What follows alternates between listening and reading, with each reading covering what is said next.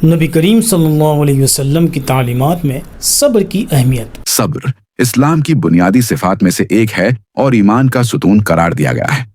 نبی کریم صلی اللہ علیہ وسلم نے صبر کو مومن کی زندگی کا لازمی حصہ قرار دیا۔ آپ صلی اللہ علیہ وسلم نے فرمایا، جس کا مفہوم یہ ہے کہ جسے صبر عطا کیا گیا اسے بڑی بھلائی عطا کر دی گئی۔ صبر نہ صرف تکالیف کو برداشت کرنے کا نام ہے، بلکہ یہ دل کو سکون دینے، روح کو مضبوط بنانے اور اللہ سے تعلق کو گہرا کرنے کا ذریعہ ہے۔ صبر کو تقوی یعنی پرہیزگاری سے جوڑا گیا ہے، جیسا کہ قرآن میں فرمایا گیا، اے ایمان والو، صبر اور نماز کے ذریعے مدد طلب کرو، بے شک اللہ صبر کرنے والوں کے ساتھ ہے۔ آزمائشوں کے وقت صبر۔ نبی کریم صلی اللہ علیہ وسلم کی زندگی سے صبر کی چند اعلیٰ مثالیں۔ نبی کریم صلی اللہ علیہ وسلم کی پوری زندگی مشکلات اور آزمائشوں سے بھری ہوئی تھی، مگر آپ صلی اللہ علیہ وسلم نے ہر حال میں صبر و استقامت کا مظاہرہ فرمایا۔ پہلی مثال، شعیب ابی طالب کا سوشل بائیکاٹ۔ 3 سال تک نبی کریم صلی اللہ علیہ وسلم اور ان کے خاندان کو قریش نے مکہ کے نواحی علاقے میں محصور رکھا، جہاں انہیں بھوک، پیاس اور سخت حالات کا سامنا تھا۔ اس مشکل گھڑی میں بھی آپ صلی اللہ علیہ وسلم نے اللہ پر بھروسہ کیا۔ شعیب ابو طالب میں جو مصیبتیں آپ صلی اللہ علیہ وسلم اور آپ کے رشتہ داروں پر گزری، ان کا بیان کرنا بھی آسان نہیں۔ مثال کے طور پر چند باتوں کا ذکر کیا جا رہا ہے۔ مکہ کے قریب ایک درہ تھا جس میں آپ صلی اللہ علیہ وسلم کو ان کے چچا اور تمام مسلمانوں کے ساتھ نظر بند کر دیا گیا تھا۔ یہیں پر انہیں 3 سال تک رہنا پڑا، چونکہ سال بھر میں ایک مرتبہ ہی وہاں سے نکل کر ضرورت کا سامان لے جانے کی اجازت تھی۔ اس لیے بنو عبد المطلب اپنے سال بھر کا غلہ ایک ساتھ لے کر چلے جاتے تھے، پھر ایک وقت پر وہ غلہ ختم ہو جاتا۔ اب جب بھوک کی شدت برداشت نہیں ہوتی تو یہ لوگ درختوں کے پتے کھانے پر مجبور ہو جاتے۔ بہت سے لوگوں کی یہ حالت ہو جاتی کہ اگر کہیں سوکھا چمڑا مل جاتا تو اسی کو صاف اور نرم کر کے آگ پر رکھتے اور بھون کر چبا لیتے۔ ان چند مثالوں سے ہی ان کی حالت کا اندازہ لگایا جا سکتا ہے۔ دوسری مثال، غزوہ احد کی تکلیف دہ گھڑی۔ غزوہ احد میں مسلمانوں کو سخت نقصان اٹھانا پڑا۔ نبی کریم صلی اللہ علیہ وسلم خود زخمی ہوئے، آپ کا دندان مبارک شہید ہوا، آپ کے چچا حضرت حمزہ رضی اللہ عنہ شہید کر دیے گئے۔ اس کے باوجود آپ صلی اللہ علیہ وسلم نے دشمنوں کے لیے بد دعا کے بجائے ہدایت کی دعا کی۔ تیسری مثال، بیٹے ابراہیم کا انتقال۔ نبی کریم صلی اللہ علیہ وسلم کا ننھا بیٹا ابراہیم فوت ہوا۔ آپ صلی اللہ علیہ وسلم کی آنکھوں سے آنسو بہے، لیکن آپ نے فرمایا، جس کا مفہوم ہے کہ آنکھیں آنسو بہاتی ہیں، دل غمگین ہوتا ہے، مگر ہم زبان سے وہی کہیں گے جس سے اللہ راضی ہو۔ یہ تمام مثالیں ہمیں سبق دیتی ہیں کہ کس طرح ہم اپنی زندگی کی آزمائشوں میں صبر اختیار کر سکتے ہیں۔ صبر کا انعام۔ قرآن مجید میں اللہ تعالیٰ صبر کرنے والوں کو خوشخبری دیتا ہے، فرماتا ہے کہ ہم تمہیں ضرور آزمائیں گے اور صبر کرنے والوں کو خوشخبری دے دو۔ اور وہ خوشخبری یہ ہے کہ اللہ تعالیٰ صبر کرنے والوں کے ساتھ ہے، یعنی اللہ تعالیٰ ایسے لوگوں سے راضی ہے۔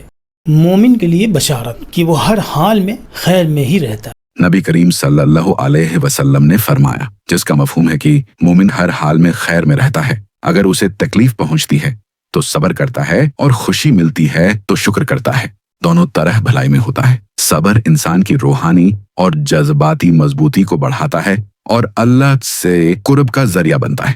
صبر پیدا کرنے کے عملی طریقے۔ پہلا طریقہ، بے صبری کے اسباب پہچانے۔ غصے اور جلد بازی کے لمحے میں رک جانا اور سوچنا کہ نبی صلی اللہ علیہ وسلم اس موقع پر کیا کرتے، ایک بہترین رہنمائی ہے۔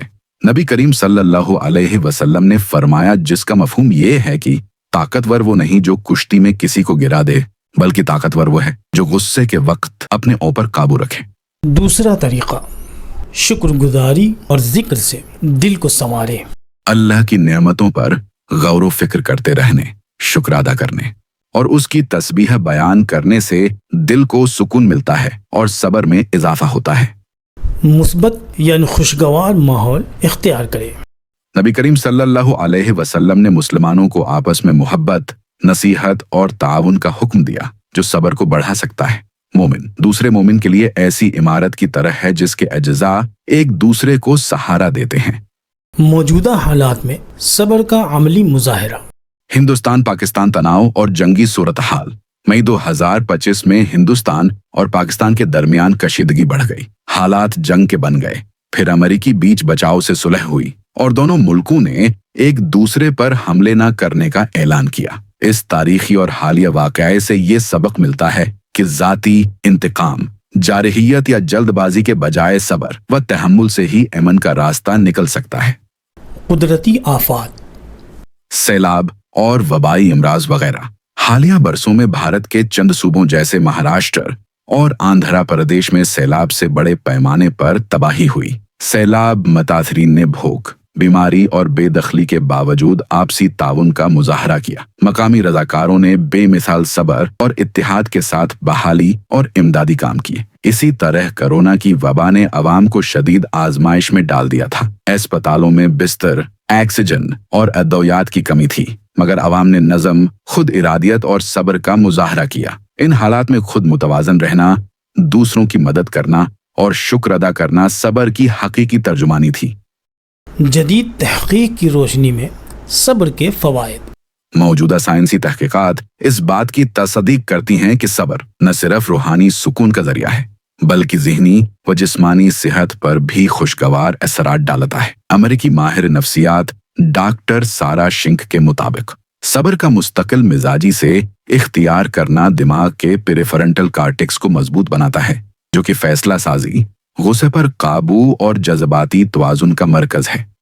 सब्र और जिस्मानी सेहत। यूनिवर्सिटी ऑफ कैलिफोर्निया की एक तहकीक जो अफराद सब्र को एक रोजमर्रा की आदत बना लेते हैं, उनमें दिल की बीमारियों, हाई ब्लड प्रेशर और नींद की खराबी जैसे मसाइल की शरह नुमायां तौर पर कम हो जाती है। सब्र और ताल्लुकात।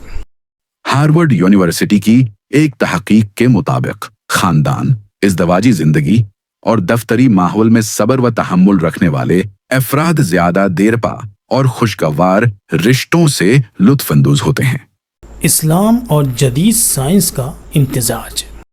नबी करीम सल्लल्लाहु अलैहि वसल्लम की तालीमात जो 1400 साल कबल दी गईं, आज की जदीद नफसियात और मेडिकल साइंस से मुकम्मल हम आहंग नजर आती हैं।